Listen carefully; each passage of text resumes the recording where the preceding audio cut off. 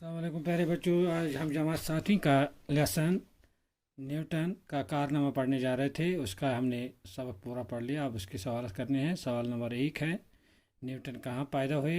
Newton England के एक छोटे गांव में पैदा हुए। अब सवाल नंबर 2, न्यूटन के चाचा ने उनके बारे में क्या कहा? न्यूटन के चाचा ने उनके बारे में ये कहा कि तुम आवारा गर्द बनोगे या जहनतरी इंसान।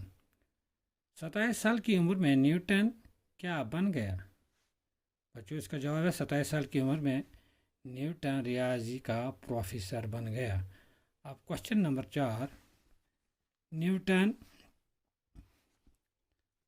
का तीसरा असूल क्या है?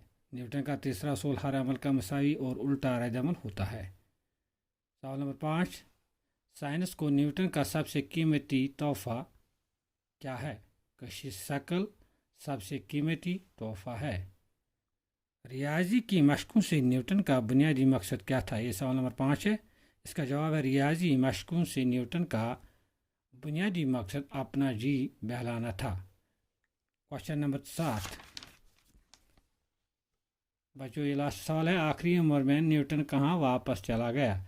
आखिरी उम्र न्यूटन अपनी तजुर्बा पर वापस चला गया। बच्चों इंशाल्लाह बाकी जो सवाल है इंशाल्लाह नेक्स्ट दिन हम कर देंगे। अस्सलाम।